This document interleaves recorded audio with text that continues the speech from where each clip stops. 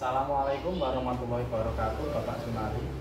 Waalaikumsalam warahmatullahi wabarakatuh. Baik Bapak Sunari, pagi ini saya selaku guru kelas 2 yang kebetulan saat ini saya sedang melaksanakan program guru penggerak Angkatan 8 Kabupaten Jember. Nah, di sini saya harus menyelesaikan satu tugas, yaitu tugas pada modul 3.1, yaitu demonstrasi konstekstual, di mana tema tugas tersebut adalah wawancara dengan kepala sekolah kaitannya dengan pengambilan keputusan berbasis nilai-nilai kebajikan sebagai pemimpin. Selaku guru kelas, saya ingin menanyakan hal-hal yang berhubungan dengan kebijakan yang Pak Sunari pernah laksanakan terkait Pak Sunari pernah mengalami peristiwa-peristiwa yang bersifat dilema etika maupun rujukan moral tadi. Nah, Bapak, sebelumnya saya minta izin untuk minta waktu dari Bapak untuk menanyakan beberapa pertanyaan, Pak Wi. Tentunya Bapak selaku kepala sekolah yang mungkin sebelum menjadi kepala sekolah juga merupakan guru juga.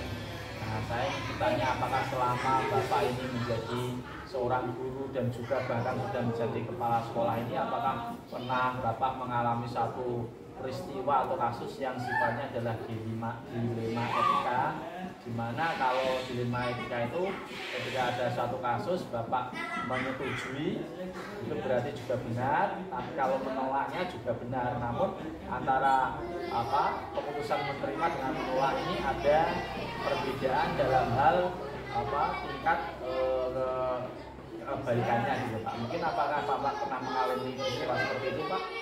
Nah, kedua kasus tersebut harus dapat diidentifikasi dengan benar agar tidak ada kesalahpahaman dalam pengambilan keputusan. Untuk itu perlu dikaji dan dilakukan, dibuatkan daftar pertanyaan untuk diidentifikasi kasus ini. Syarat sebuah kasus dilematika jika kedua masalah yang berbenturan tersebut tidak melanggar hukum dan serta norma-norma yang berlaku.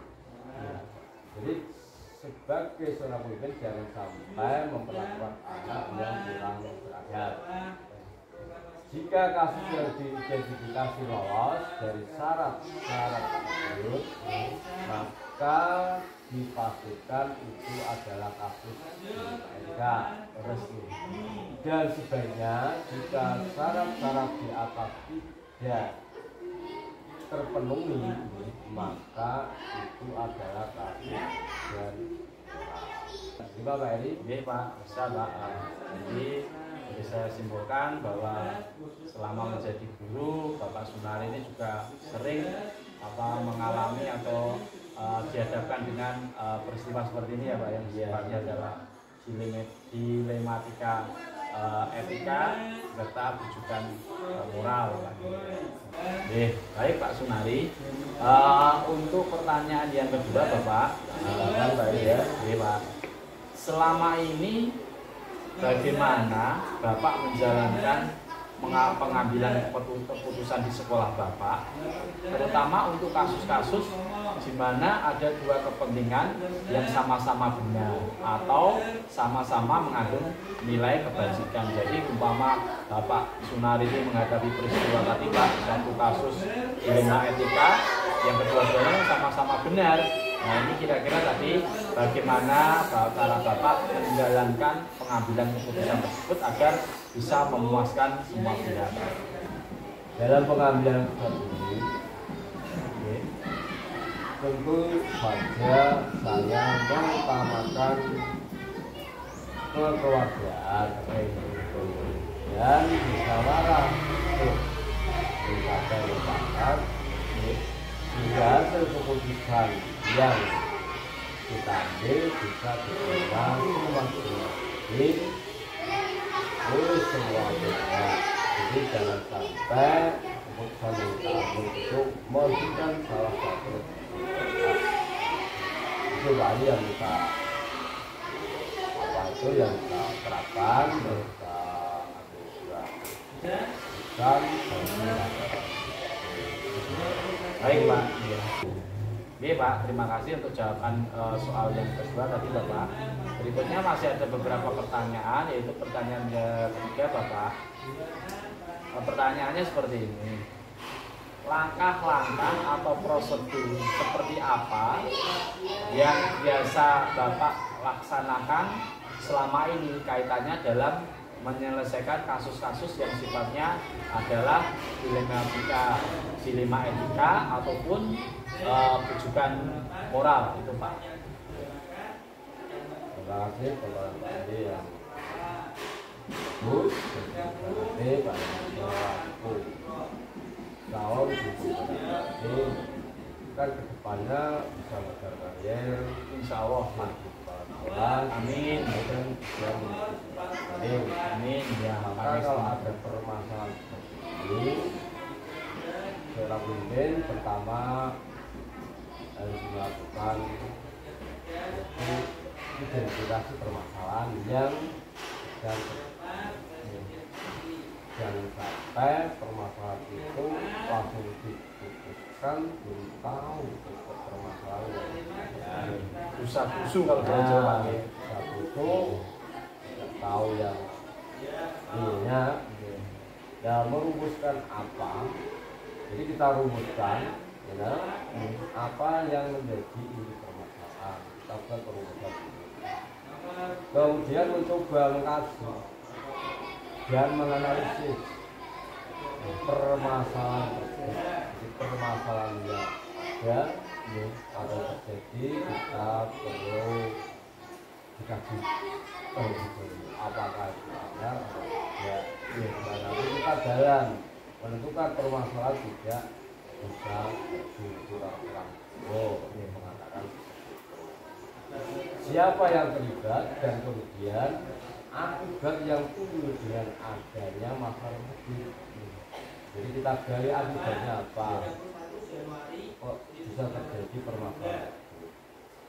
Kemudian setelah kita mengkaji, menganalisis, kemudian selanjutnya melihat skala prioritas dalam pengambilan sebuah keputusan dari permasalahan tersebut, yaitu dengan melakukan musyawarah bersama guru yang lain atau dengan guru dan nanti bisa mengajukan sebuah keputusan yang positif. Selain guru juga komite Pak, kemudian pengawas sekolah juga dilibatkan supaya permasalahan itu bisa terhubung.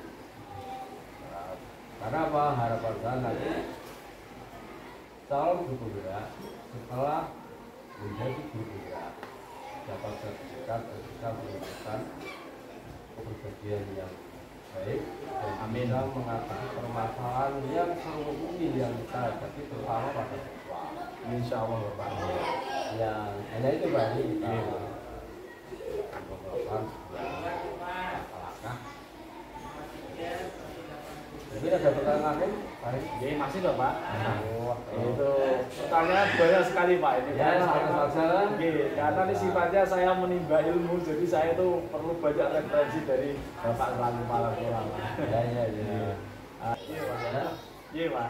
Nah, hal yang efektif dalam pengambilan keputusan adalah senantiasa menjalin dan menjaga keberpihakan melalui kebersamaan dan komunikasi dengan unsur pimpinan pertama yang dapat memperkaya referensi dalam memutuskan kasus di itu Pak ya. Iya Pak. Sehingga tidak lupa pengambilan keputusan yang nanti dilakukan setelah itu diidentifikasi dikaji gantian lagi bersama dengan teman-teman bilang sehingga keputusan dapat ditanggungjawabkan bersama. Jangan sampai ada permasalahan ini Pak Edi tidak melibatkan dia lain. Karena Pak dikhawatirkan nanti keputusan yang diambil Pak Edi itu bagi yang lain itu tidak salah. Tapi kalau semuanya tidak dibahas bersama-sama oleh pihak itu atau pihak itu, maka kebijakan itu akan membuatkan sebuah keputusan. Nah, itu dari jadi pada dasarnya bahwa keputusan yang diambil berdasarkan musyawarah mufakat sebelumnya, insya Allah juga nanti akan menghasilkan sebuah keputusan yang maksimal baik bagi bisa diterima oleh segala pihak. Baik Bapak, terima kasih untuk soal yang nomor 4 tadi, pertanyaan nomor 4 Bapak. Sekarang untuk yang pertanyaan salah nomor 5 Bapak. Ya. Masih ada pertanyaan lagi? Masih Pak, saya itu banyak sekali pertanyaan yang selama ini saya mungkin hanya Bapak selaku kepala sekolah yang bisa menjawabnya, karena mungkin itu tadi dari segi jam terbang Bapak kepala sekolah ini lebih jam terbangnya lebih tinggi, kemudian dari segi pengalaman hidup juga lebih banyak, dan dari segi sosialisasi Bapak juga mungkin lebih jam terbang sosialisasinya juga sosialnya juga lebih tinggi. Oke, tadi pertanyaan silakan, saya persilakan, semoga nanti bisa memberikan aturan tadi jawab ya. Tapi nanti kalau tidak bisa menjawab ya karena iya Pak. Bisa nanti jawabannya bisa dikirim lewat WA sakit Pak.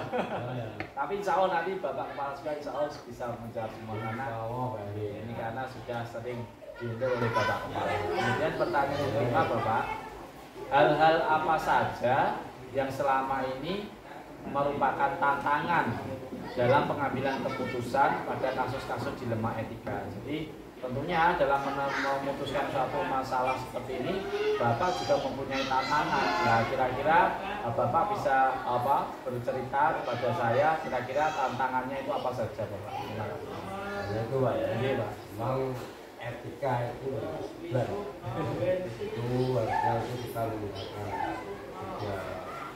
etika, perasaan, jangan sampai kita dengan cara pasti dengan permasalahan dan sampai itu jadi kita menggunakan kepala diri karena tantangannya itu banyak sekali. Tapi etika yang kita hadapi adalah manusia, apalagi anak kecil.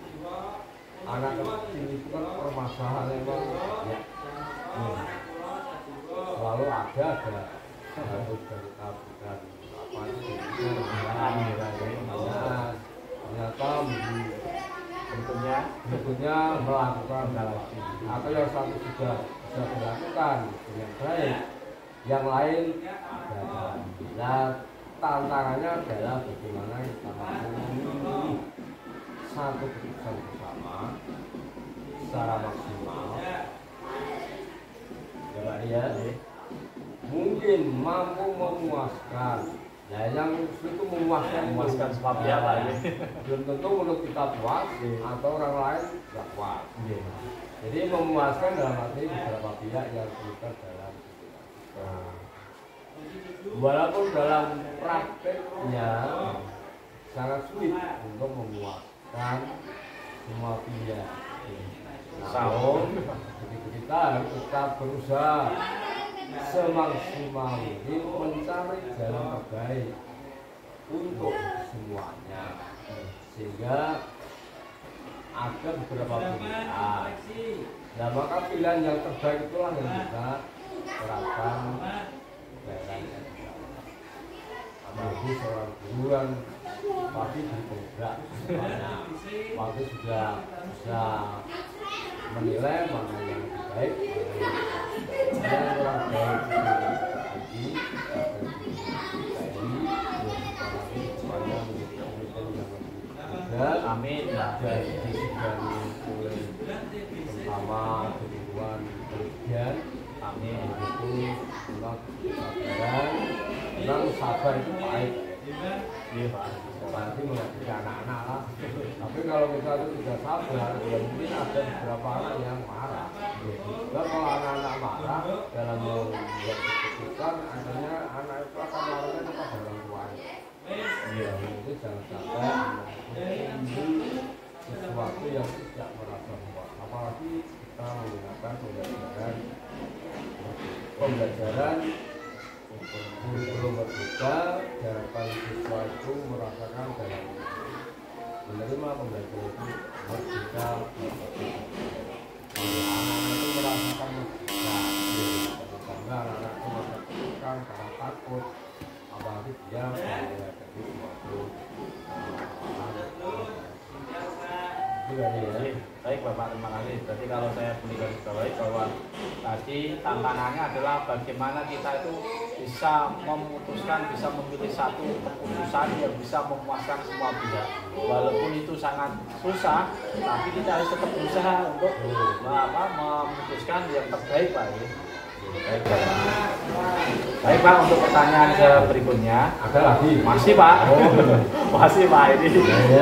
Ya kan Pak ini. Jadi sekalian saya bertanya panjang kali lebar kali tinggi supaya bisa menyerap ilmu dari Pak Kepala Sekolah Pak Sumur. Berikutnya Bapak, pertanyaan saya adalah apakah Bapak memiliki sebuah tata kelola atau semacam jadwal tertentu, jadwal khusus dalam menyelesaikan sebuah kasus dilema etika? Apakah Bapak langsung menyelesaikan kasus itu di tempat seketika itu juga, atau Bapak memiliki jadwal tertentu untuk menyelesaikannya? Bentuk atau prosedur apa yang mungkin Bapak akan jalankan? Maksudnya apakah kalau ada kasus seperti ini Bapak akan segera menyelesaikannya, atau Bapak nanti menunda dulu kemudian bentuk prosedurnya bagaimana Bapak ketika mau melaksanakan penyelesaian masalah itu Pak? Silahkan, mohon jawabannya Bapak. Saya jawab ya. Iya Pak. Kalau yang mengenai jadwal khusus, kata khusus kan, nah, spesifik Pak. tidak ada jadwal tertentu dalam melakukan karena kasus itu kan hal-hal yang tidak kita duga. Kita harus memprioritaskan kasus mana yang diperlukan. Hal tersebut tergantung dari jenis kasus dari jalan dan tingkat kasus itu dalam mempengaruhi lingkungan sekitar,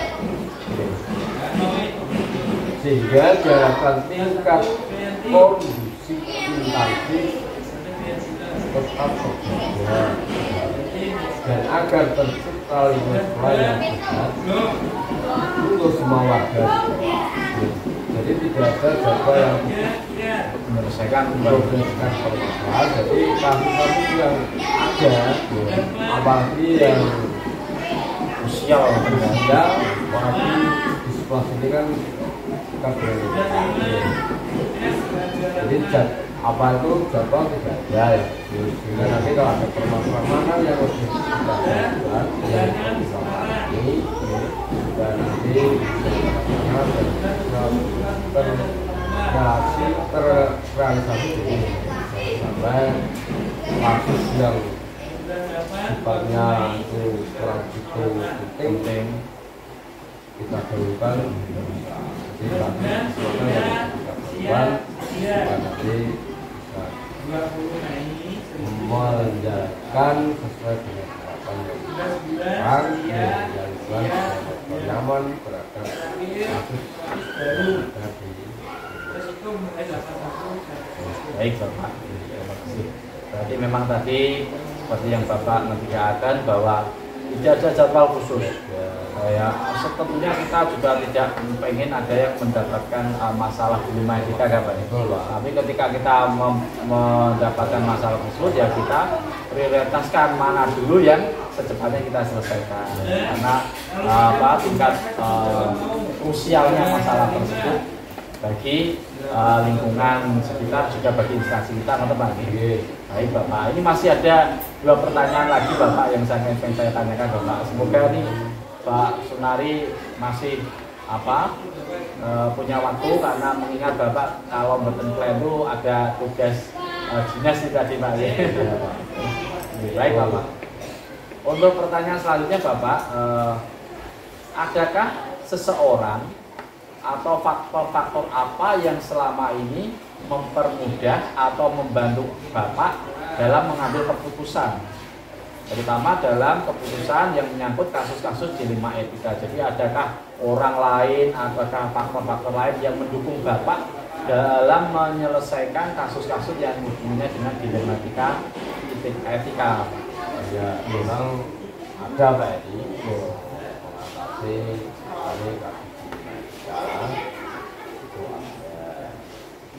Hanya mendukung saya dalam mengambil pengambilan keputusan adalah komunikasi yang baik dengan semua warga sekolah. Jadi semua batu dan apa itu berkomunikasi bersama warga dan pengelolaan emosi yang baik dan pemahaman tentang teori pengambilan keputusan itu harus berkomunikasi dengan warga sekolah. Dan bila diperlukan saya berkonsultasi dengan pengawas Pak, supaya nanti dilema etika ini dilaksanakan dengan baik hingga sekolah akan melakukan aman kalau semua itu sudah berkomunikasi yang baik. Kalau tidak juga kita komunikasi dengan komite sekolah itu sangat penting, karena komite itu adalah sekolahan. Jadi kalau ada permasalahan kita bisa berkomunikasi dengan komite dan nanti dilema-dilema yang ada di sekolah ini tetap ada komite juga bisa ambil peran dalam menyelesaikan permasalahan tersebut. Dari saran dan solusi yang baik dari permasalahan yang jadi perlu kita berkomunikasi dengan hubungan sekolah, pengawas, nanti etika ini bisa diselesaikan dengan baik tanpa mengundang hal-hal yang baik Bapak. Berarti kalau bisa saya garis bawahi, berarti orang atau faktor-faktor yang sangat mempengaruhi Bapak ketika memilih satu keputusan adalah yang utama adalah teman-teman guru pejabat Pak.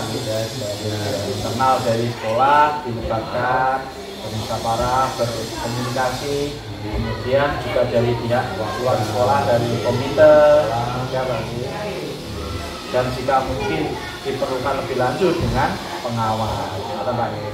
Kan SD kan sudah punya atasan lah. Baik Bapak, jadi pertanyaan yang ke-7, alhamdulillah saya juga sudah dapat sedikit tambahan wawasan dari Bapak Kepala Sekolah ini. Kemudian pertanyaan terakhir saya Bapak,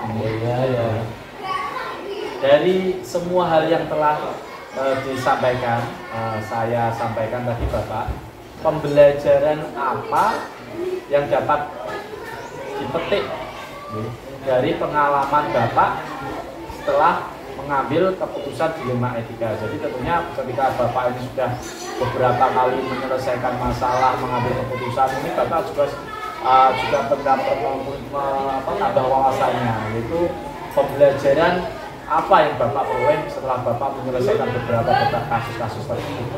Iya, kalau Pak ya, dalam keputusan maka mengidentifikasi harus bisa dilakukan lebih awal dengan melakukan pengujian kemudian untuk dapat menentukan peran. Nah, apa yang akan kita pilih sehingga keputusan bisa diambil sesuai dengan prinsip-prinsip yang berpihak kepada siswa. Ya, kita utamakan siswa itulah sebenarnya kedepannya akan menjadi baik dan mudah. Terus pembelajaran yang kita peroleh adalah bahwa segala sesuatu bila dan secara kebersamaan akan terasa benar dan lebih bisa memuaskan dari pihak. Kemudian kita perlu untuk menjaga keharmonisan internal interaksi dengan lingkungan di luar, dengan melakukan komunikasi yang baik antara seluruh warga dengan masyarakat, sehingga diharapkan akan meminimalisasi timbulnya masalah. Supaya ini ya kemudian jawaban dari saya atas pertanyaan ini bisa apa itu gambaran di pemimpin. Amin. Insya Allah Pak.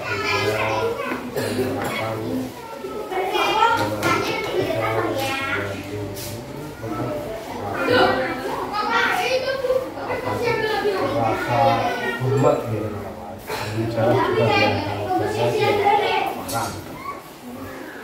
Baik Bapak, terima kasih atas jawaban-jawaban yang telah Bapak sampaikan kepada saya. Dan insya Allah ini akan merupakan menjadi satu modal, satu pengetahuan, satu wawasan tambahan kepada kami selaku calon guru penggerak ini. Nanti saya dengan masukan ilmu yang telah Bapak sampaikan tetap akan saya gunakan bagi saya untuk menyelesaikan kasus-kasus seperti ini ke depannya jika saya akan mengalami kasus yang pernah dialami Bapak selaku kepala sekolah. Selebihnya dan kurangnya saya mohon maaf Bapak jika mungkin pertanyaan-pertanyaan ini sifatnya mungkin kurang detail atau mungkin sifatnya pertanyaan ini mungkin peristiwa yang mungkin Bapak sekali luar saja pernah mengalami kisah ini dan ditanyakan ini masalah jadi teringat-ingat itu mungkin mohon maaf jika mungkin ada peristiwa-peristiwa lalu yang mungkin Bapak penari kayaknya punya masalah seperti ini masih mengingat lagi, betul Pak ya? Ya Pak. Ini semata-mata hanya kami selaku yang muda sebagai guru penggerak ini ingin menimba ilmu sebanyak-banyaknya daripada para senior ini. Maka Bapak mohon maaf jika ada kekurangan dari saya Bapak, dan sekali lagi terima kasih atas waktunya. Dan tidak lupa saya juga selalu mohon kedepannya saya selalu akan meminta bimbingan dari Bapak Kepala Sekolah selaku pembina kami. Ada Bapak. Terima kasih Bapak.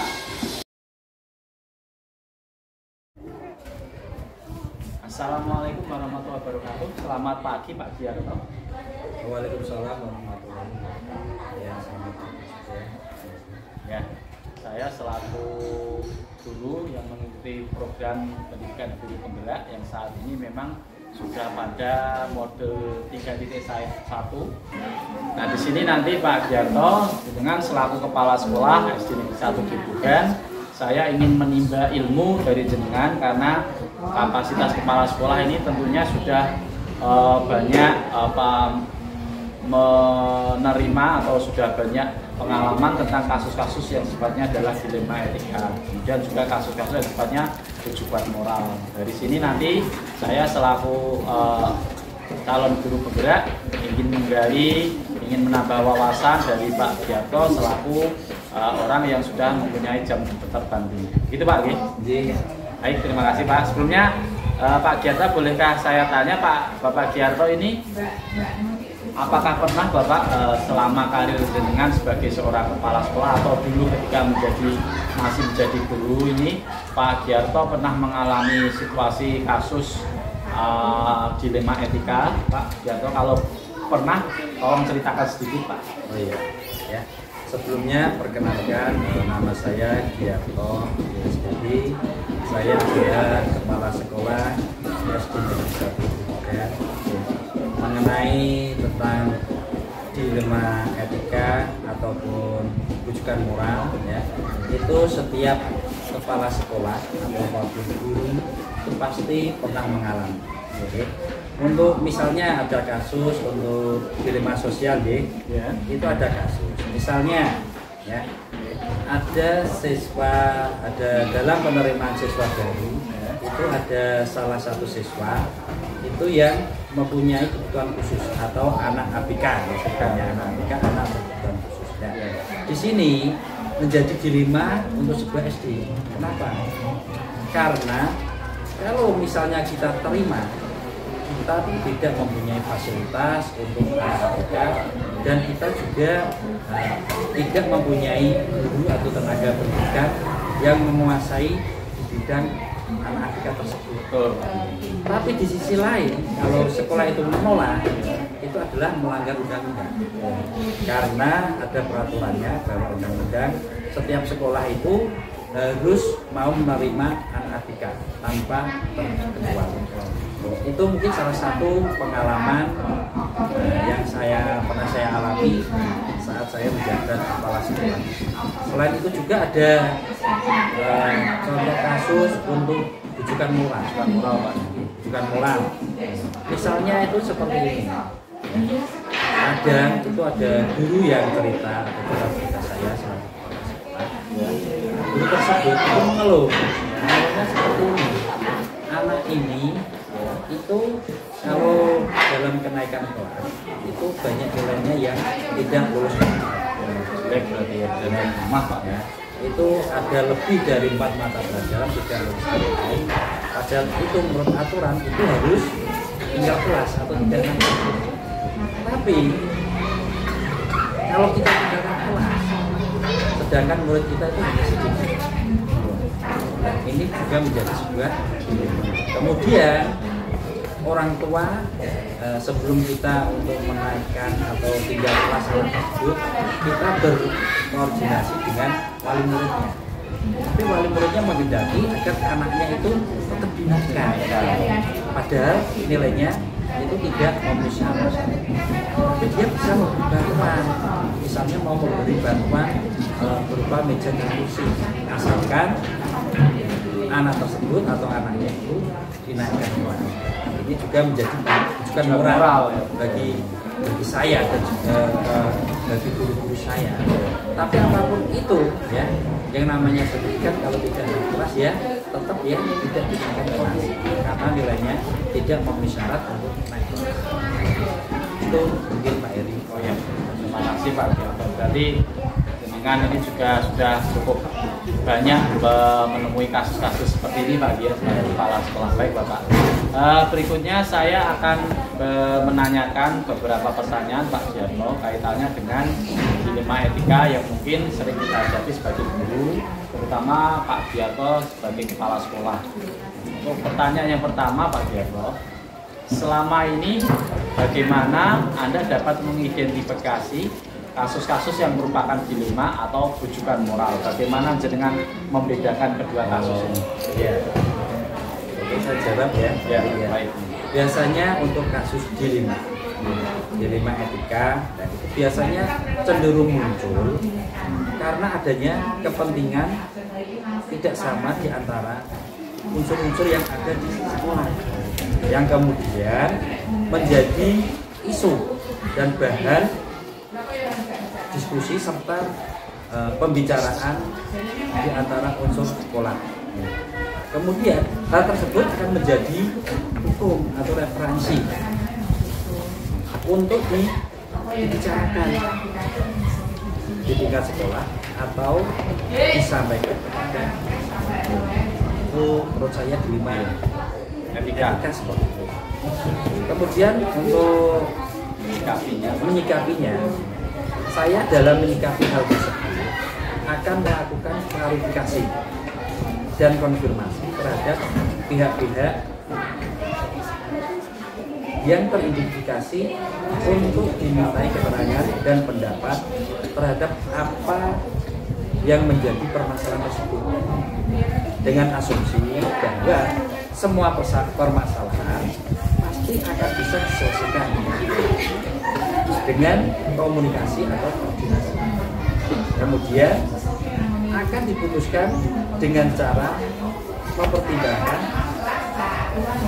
dan meminimalisir potensi negatif dari hasil keputusan dan memaksimalkan potensi positif dari keputusan yang dipilih Pak.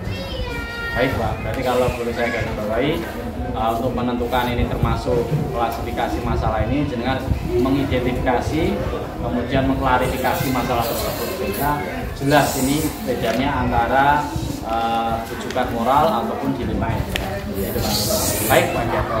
Kemudian pertanyaan yang kedua Bapak, yang ingin saya tanyakan adalah selama ini bagaimana Bapak Giarto ini menjalankan atau mengambil keputusan di sekolah dengan terutama untuk kasus-kasus di mana ada dua kepentingan yang sama-sama benar atau mengandung nilai-nilai kebajikan. Nah, ini bagaimana cara jenengan mengambil keputusannya? Iya, terima kasih. Nah, dalam pengambilan keputusan tersebut, ya, dengan hal tersebut, saya lakukan dengan pendekatan, dengan komunikasi dan komunikasi. Karena bagaimanapun, pemimpin itu hanya menentukan dan mengambil keputusan, akan tetapi referensi dan indikator serta pertimbangan-pertimbangan dalam pengambilan keputusan ada pada unsur di dalam organisasi, yaitu stakeholder internal jika berkenan dengan hal-hal internal. Jadi yang dimaksud stakeholder di sini adalah pemangku atau seluruh warga sekolah ya Pak. Termasuk di sini berarti guru-guru, kemudian juga sebagai komite sekolah, dan mungkin kalau diperlukan juga pengawas sekolah ya Pak ya. Ya, kita bicarakan dulu semua warga sekolah, di situ termasuk kepala sekolah, guru, komite, bahkan juga wali murid kita sampaikan. Baik Pak. Dan pertanyaan berikutnya Pak, langkah-langkah atau prosedur seperti apa yang selama ini Bapak lakukan selama ini, dalam arti prosedur atau langkah yang jenengan gunakan untuk menentukan masalah tersebut, kemudian menentukan penyelesaian dari masalah tersebut? Ya. Untuk mengatasi atau memutuskan tentang masalah tersebut, intuisi dan logika harus sejalan. Ya. Maksudnya untuk memilih kebenaran yang paling kecil melibatkan atau mudaratnya dan besar manfaatnya. Kita ambil dulu. Ini antara manfaat dan ketidakmanfaatnya itu lebih besar manfaatnya. Dengan mempertimbangkan kepentingan peserta didik. Jika kasus itu berhubungan dengan peserta didik berdasarkan pada prinsip berpikir berbasis hasil akhir, berpikir berbasis peraturan, dan berpikir berbasis rasa peduli. Tahap berikutnya adalah mungkin yang saya lakukan yaitu melakukan investigasi dengan memeriksa kembali fakta-fakta yang ada dan kemudian berusaha membuat keputusan.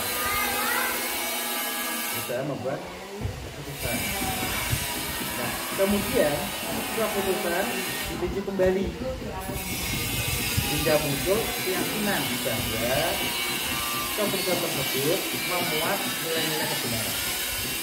Dan insya Allah keputusan yang telah diambil adalah keputusan yang dapat dipertanggungjawabkan. Itu Terima kasih Pak Giarto untuk jawabannya. Untuk pertanyaan saya berikutnya Bapak. Baik Bapak, tadi untuk pertanyaan yang tadi sudah dengan jawab dan saya bisa merumuskan ya. Kemudian pertanyaan berikutnya Bapak, yang ingin saya tanyakan adalah hal-hal apa saja yang selama ini Anda jenengan selaku kepala sekolah itu anggap efektif dalam pengambilan keputusan, terutama pada kasus-kasus dilema etika. Ya, dalam kasus dilema etika mungkin selama ini keputusan yang saya ambil yaitu dalam kasus pengambilan keputusan dengan dilema etika, efektif yang perlu dilakukan itu adalah dengan menyederhanakan pokok-pokok permasalahan. Jadi permasalahannya apa, kita sederhanakan dan membangun kebijakan. Hal tersebut diimplementasikan dengan melakukan dialog dengan pihak-pihak yang bermasalah secara kekeluargaan, secara kekeluargaan itu pastinya. Kemudian agar dapat menemukan solusi yang dapat diterima, mereka juga memberikan bimbingan secara komprehensif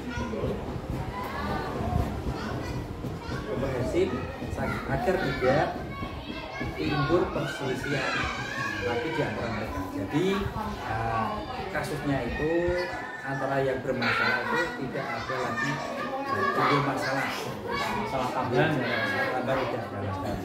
tidak akan muncul lagi. Itu Bapak. Jadi memang kita meminimalisir sedikit mungkin agar kasus yang sudah selesai ini tidak memunculkan masalah baru lagi ya Pak. Iya. Baik Pak. Untuk pertanyaan selanjutnya Bapak, hal-hal apa saja yang selama ini merupakan tantangan dalam pengambilan keputusan pada kasus-kasus dilema etika Bapak? Dalam pengambilan kasus dilema etika ini merupakan tantangan terutama bagi saya selaku kepala sekolah. Hasil keputusan yang saya ambil mungkin akan kurang bisa diterima. Maksudnya tidak bisa diterima oleh sepenuhnya oleh salah satu pihak. Karena apa? Dalam keputusan itu mungkin dia menganggap keputusan ini lebih menguntungkan pihak yang satu, sedangkan ini merugikan pihak yang lain. Namun semaksimal mungkin kita mengambil solusi keputusan yang terbaik bagi semua pihak dengan resiko seminimal mungkin yang tentu saja membutuhkan dukungan positif dari semua warga sekolah. Dan yang paling penting adalah semua pihak selalu berusaha untuk tetap istiqomah dalam menjalankan keputusan yang sudah disepakati bersama. Jadi keputusan itu kita ambil ya, mungkin kalau ada yang dirugikan tidak terlalu dirugikan, mungkin kalau yang dirugikan juga tidak dirugikan. Yang namanya keputusan pasti tidak bisa selalu memuaskan semua pihak, bisa memuaskan semua pihak. Pasti ada sedikit yang dirugikan dan juga sedikit yang dirugikan. Itu harus tetap kita ambil keputusan tersebut. Nah, ini memang suatu tantangannya adalah bagaimana kita menemukan keputusan tapi pengennya bisa memuaskan semua pihak, tapi tentunya logika kita tidak bisa memuaskan semua pihak karena semua pihak kepentingan. Baik Pak Giarto.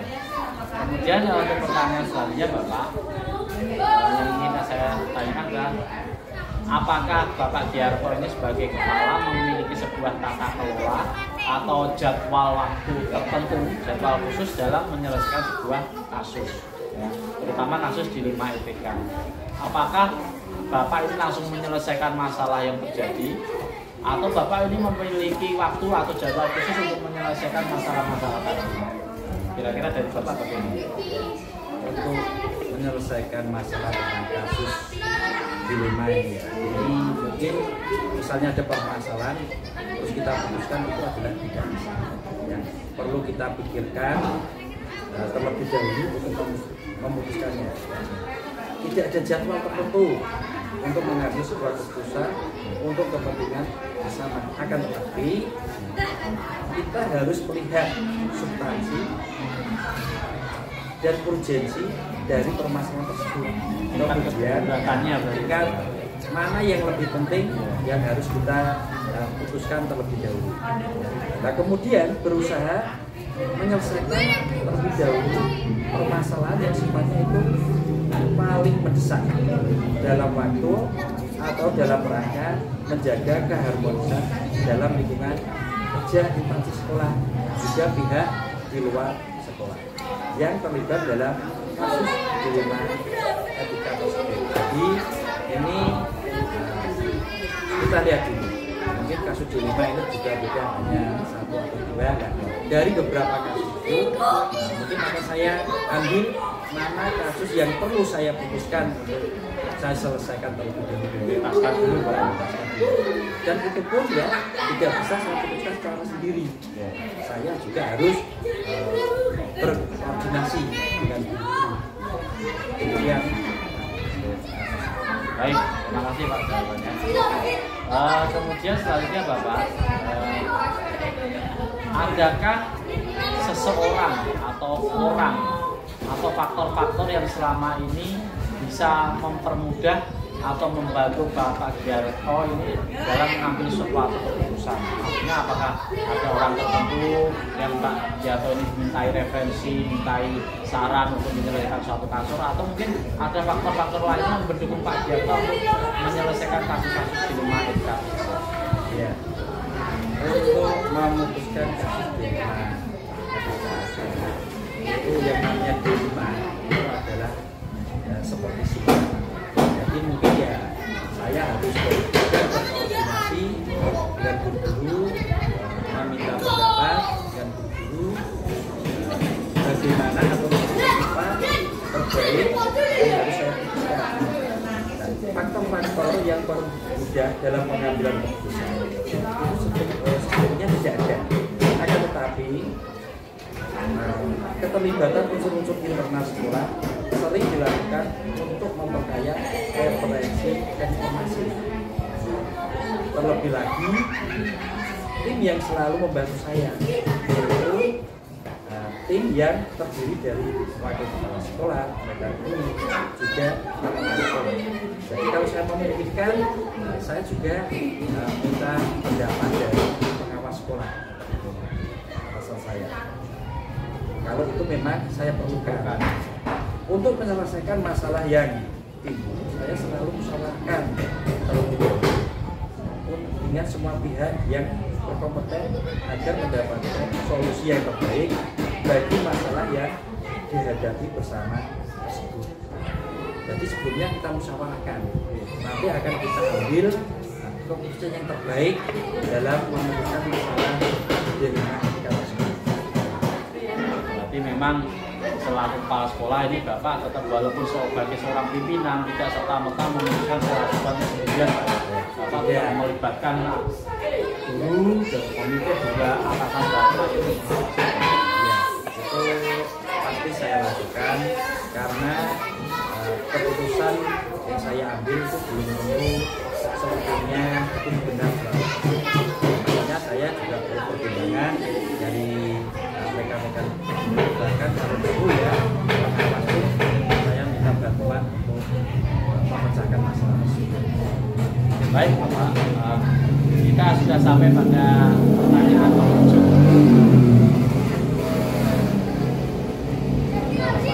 Kita sudah sampai pada pertanyaan penghujung, yaitu pertanyaan terakhir Bapak. Ini pertanyaan terakhir yang ingin saya tanyakan adalah dari semua hal yang Bapak sampaikan tadi, dari semua kasus-kasus yang pernah Bapak Giarto hadapi selama menjadi guru dan kepala sekolah ini, kira-kira ada pembelajaran apa yang Bapak Giarto ini bisa dapatkan, dan pengalaman apa yang mungkin Pak Giarto dapatkan ketika memecahkan kasus-kasus dilema etika ini? Ya, dalam semua kasus itu pasti ada pembelajaran yang dapat, ya, apalagi untuk kasus dilema ini itu sangat banyak pembelajaran yang dapat saya ambil. Ya. Nah, sebelum pengambilan keputusan dari permasalahan yang dihadapi, perlu untuk menganalisis secara lebih detail terlebih dahulu. Gunanya kita gunakan empati dan simpati secara proporsional agar keputusan yang diambil merupakan keputusan win-win solution atau keputusan terbaik bagi semua pihak. Dan tidak lupa selalu mengoptimalkan komunikasi dan kolaborasi dengan semua pihak, baik internal maupun eksternal. Jadi itu dalam mengambil keputusan saya selalu melibatkan kalau internal itu dari rekan-rekan ini, kalau eksternal itu dari mungkin dari tokoh masyarakat. Saya minta pendapatnya untuk mengambil keputusan khususnya dalam kasus 5 etika. Baik Pak Giarto, ternyata sudah banyak sekali mungkin pengalaman Bapak ini ketika berhadapan dengan kasus 5 etika ya. Kemungkinan kita sebagai guru dan kepala sekolah nanti kedepannya juga akan selalu menghadapi kasus-kasus seperti ini. Entah bentuknya seperti apa, tapi saya rasa dari pengalaman dari Bapak Giarto ini sudah cukup makan asam garam dalam menyelesaikan masalah ini. Harapan saya sebagai calon guru penggerak, saya akan selalu minta bimbingan dari Pak Giarto untuk bisa seperti Bapak bisa menyelesaikan masalah-masalah seperti ini. Kira-kira mungkin itu saja yang bisa saya ajukan Bapak. Kurang lebihnya saya mohon maaf dan terima kasih sekali atas wawasan, atas ilmu-ilmu yang tadi sudah Pak Giarto sampaikan kepada saya. Mohon doa restunya agar kami selaku guru peserta program guru penggerak angkatan 8 ini bisa menyelesaikan tugas-tugas kami dan bisa mengimplementasikan apa yang sudah kami terima pada instansi kami. Sekali lagi terima kasih atas waktunya Pak Giarto. Selamat siang dan selamat.